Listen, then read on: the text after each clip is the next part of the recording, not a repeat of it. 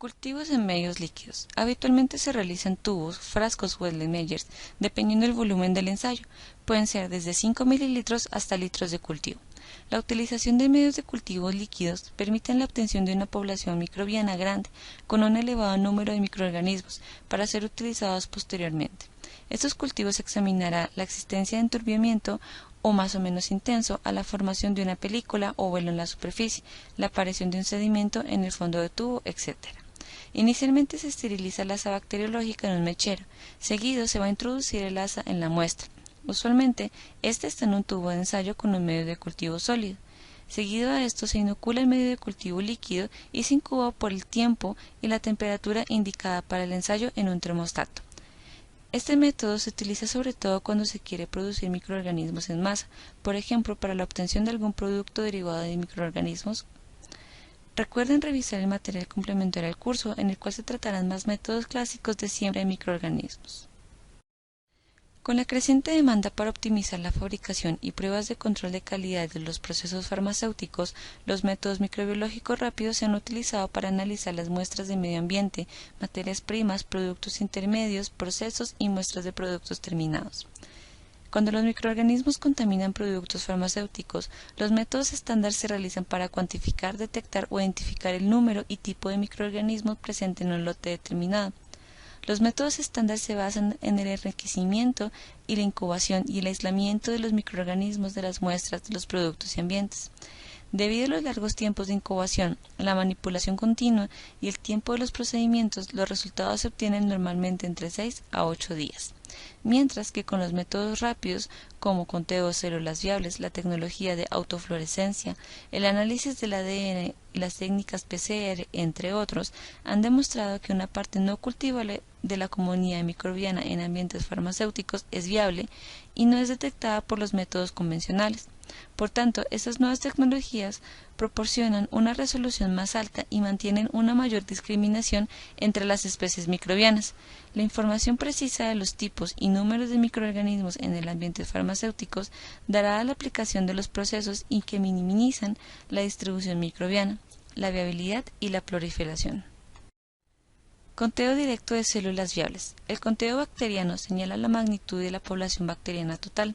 Recordemos que una célula viable es aquella que es capaz de dividirse y formar una colonia en un medio de cultivo, siendo la única especie bacteriana donde cada colonia representa al número total de bacterias viables en la muestra.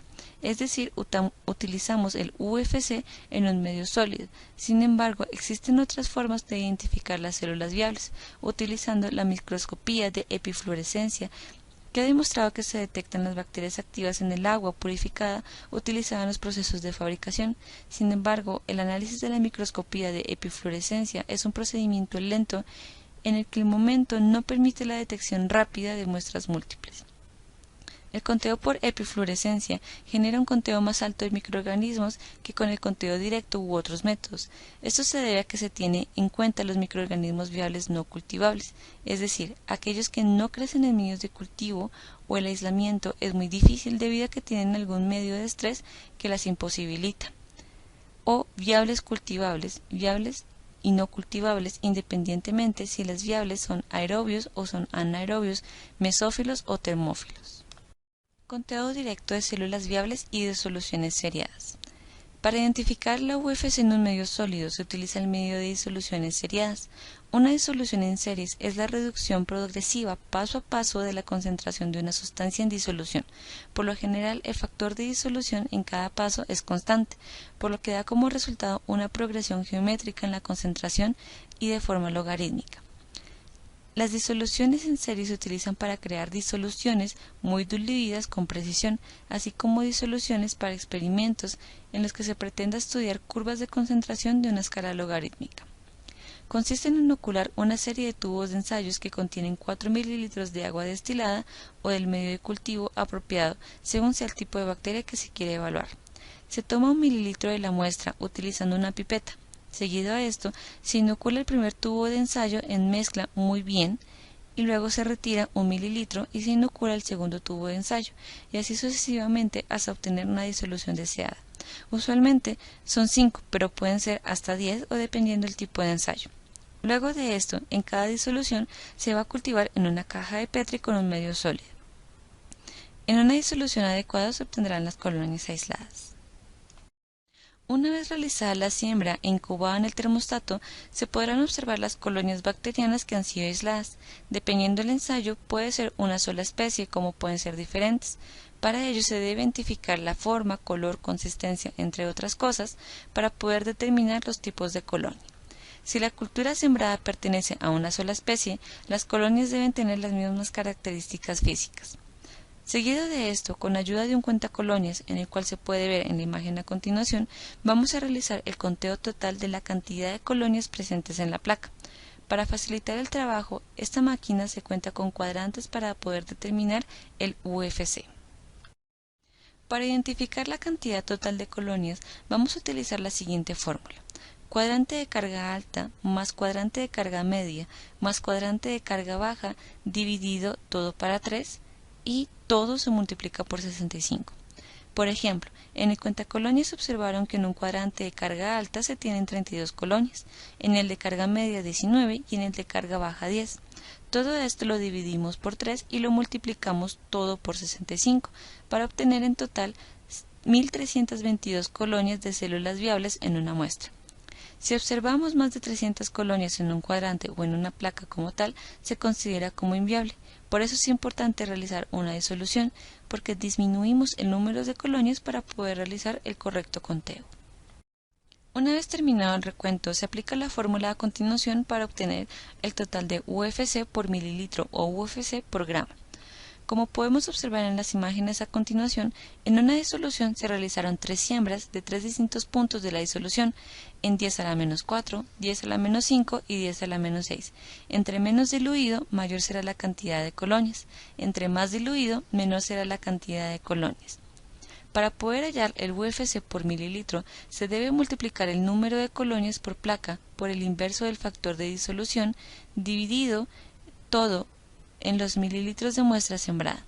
Por ejemplo, en la placa con siembra de 10 a la menos 4 se observa un crecimiento en total de 142 colonias. Para hallar el UFC se multiplica 142 por el inverso del factor, en este caso sería 10 a la menos 4, que son 10.000. Dividido todo por un mililitro, que es el volumen de la muestra sembrada, me va a dar un valor en total de 1.420.000 unidades formadoras de colonias en un mililitro de disolución.